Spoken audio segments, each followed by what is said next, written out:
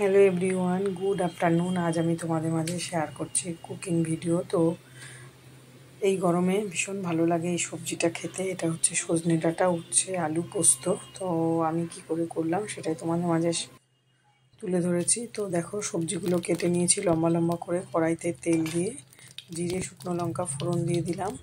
এবার ফোড়নটা ভালো করে ভাজা হয়ে গেলে প্রথমে আলুগুলো দিয়ে দেবো। আলুগুলো একটু ভাজা হতেই তারপর দিয়ে দেবো উচ্ছে। আলুগুলো এইরকম পাতলা পাতলা করে কাটতে হবে। আর উচ্ছের মধ্যে যদি বীজ থাকে সেগুলো, মোটা বীজ হলে সেগুলো ফেলে দিতে হবে। আর যদি নরম হয় সেটাকে রেখে দিলেও হবে, কোনো অসুবিধা নেই। আর ওই খুব ঘন বীজ যেটা, সেটা খেতে ভালো লাগে না একদম। এবার দেখো, আলুটা একটু ভাজা হয়ে গেছে, নুন দিয়ে দিয়েছিলাম। এবার আমি উচ্ছেটা দিয়ে দেবো। উচ্ছে আর আলু খুব সুন্দর করে গ্যাসেরটা লো ফ্লেমে ধীরে ধীরে অনেকক্ষণ ধরে ভালো করে ভাজতে হবে। খুব ভালো করে ভাজা না হলে উচ্ছে তো এমনিতেই খুব তেতো, আরও তেতো লাগবে। বেশি তেতো হলে আবার ভালো লাগে না। কড়া ভাজা হলে তেতোটা একটু কম লাগবে, তার জন্যই বেশি কড়া করে ভাজতে হবে। এবার খুব সুন্দর করে ভেজে নিচ্ছি।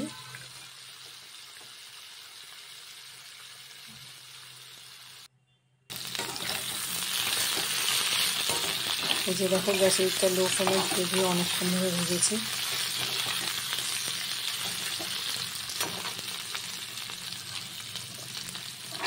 এবার আমি দিয়ে দিলাম অনেক পরে সজনে ডাঁটা।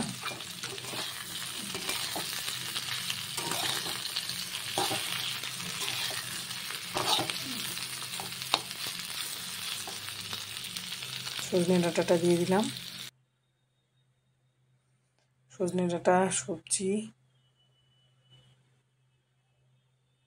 উচ্ছে, আলু ভালো করে সবজিটা সুন্দর করে ভেজে নেব।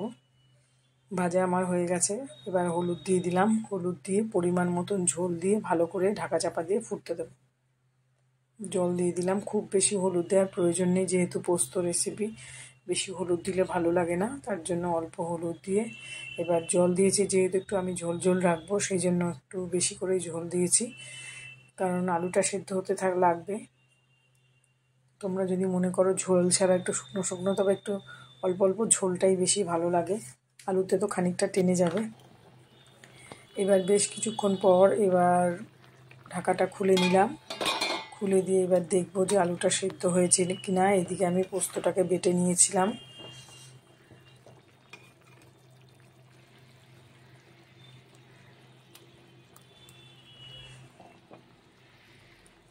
একটু ভালো বেশি করেই পোস্ত দিতে হবে। পোস্তটা বেটে নিয়েছিলাম।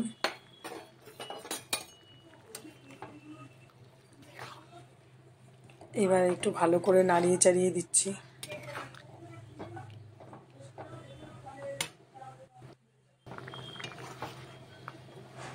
ভালো করে নাড়িয়ে চাড়িয়ে দেবো আর একটু ঢাকা চাপা দিয়ে হতে দেবো 2-3 মিনিটের জন্য। তারপরেই নামিয়ে নেব। ব্যাস রেডি হয়ে যাবে আমার উচ্ছে, আলু আর সজনে ডাঁটার পোস্ত রেসিপি। এইরকম না, গরমকালে ভীষণ ভালো লাগে এটা খেতে, একদম হালকা পাতলা, দারুণ লাগে। এটা দিয়েই যেন সব ভাত খাওয়া হয়ে যায়। আমার তো ভীষণ প্রিয় এটা, আমি গরমকালে প্রায়ই করে থাকি। তোমরা যারা উচ্ছে খেতে পছন্দ করো একবার ট্রাই করে দেখবে এইরকম রেসিপি। তো কেমন লাগলো আমার আজকের এই রেসিপি তোমাদের? যদি একটু হলেও ভালো লেগে থাকে, লাইক, কমেন্ট, সাবস্ক্রাইব করে পাশে থাকবে। তো চলো, আজকের মতন টাটা। আবার আসবো নেক্সট দিন নতুন কোনো